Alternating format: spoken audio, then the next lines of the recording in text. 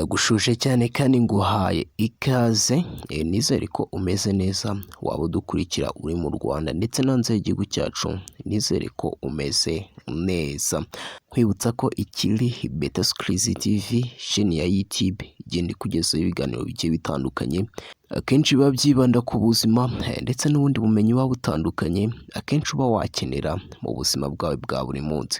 Uyu munsi mu kiganiro twahariye ubuzima tugiye kurebera hamwe bimwe ushobora kuba wakoresha ukaba wakwivura indwara yo kubyimba amaguru. Ni indwara rero idakunze kubonwa na benshi. Ese iyi ndwara yaba ari iyihe? Kubyimba amaguru ni indwara ikunze kubaho cyane ndetse igateza akaga gakomeye karimo uburibwe budasanzwe ku buryo uyirwaye abura amahwemo. Muri iyi nkuru tugiye kugaruka ku buryo wakoresha ukaba wabasha kuba wakwivura iyi ndwara yo kubyimba amaguru. Iyi ndwara ituma umuntu atabasha kugenda neza nk'uko yari asanzwe. Ibi bikaba imbogamizi cyane dore ko bigaragara by'umwihariko ku bagore cyane cyane batwite cyangwa abandi bahagarara igihe kirekire bitewe n'akazi kabo, gufunga inkweto cyane cyangwa n'izindi mpamvu zitandukanye.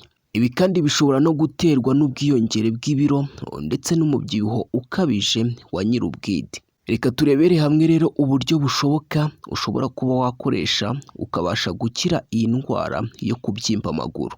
Icya mbere ushobora gukora, ujye ukunda kuzamura amaguru yawe uyarenze umutima wawe. Mu gihe uri mu rugo ushobora gukoresha icyo ari cyo cyose kirimo nk'umusego, intebe ndetse n'ibindi mu rwego rwo kuzamura amaguru yawe. Ibi bigufasha kugabanya uburibwe ndetse no kwiyongera k'ububyimbe bw'amaguru yawe afata hasi ku gatsinsino. Abagore batwite bagirwa inama yo kudahagarara amasaha menshi cyane kugira ngo amaguru yabo atavaho abyimba.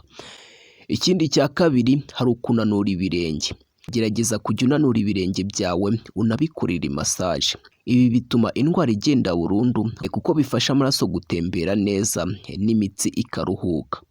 Ikindi cya gatatu hari ugukora imyitozo ngororamubiri. Yego rwose gukora imyitozo ngororamubiri ni ingenzi cyane kandi birafasha rwose. Kuba wava hano ukajya hariya birafasha.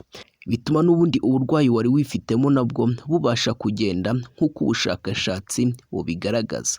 Ikindi cya kane hari uguhindura amafunguro. Mu rwego rwo kugabanya iyi ndwara yo kubyimba amaguru uba usabwa no guhindura amafunguro kuko nabyo bishobora kugufasha. Gusa ukibanda ku ndyo yuzuye ugabanya amafunguro yiganjemo sodium cyane. Icya gatanu hari ugutakaza ibiro.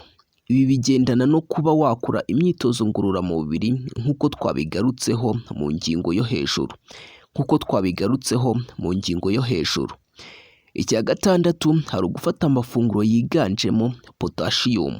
Kuba umubiri wawe utarimo potassium bituma habaho umuvuduko w'amaraso no kubura amazi bikagutera uburwayi. Uragirwa inama yo kujya wibanda ku mafunguro akungahaye kuri potassium.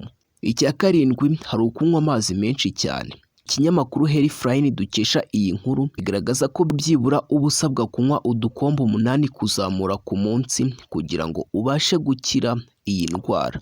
Guys rero nibi ngibi nakubwira ku bantu bakunda kubyimba amaguru ndetse nawe bibayeho igihe kirekire. Ndatekereza iyi video ibasha kuba yagufasha kuko wabashije kumenya ikintu gishobora kuba cyabitera na bimwe byagufasha kuba wakira iyi ndwara. Tuzasubire rero ubutaha nkwibutsa ko ikiri Beta Skills TV ngushishikariza cyane kubikora kugira ngo n'ubundi tuzajye tubana no mu bindi biganiro byacu bigiye bitandukanye bya buri munsi.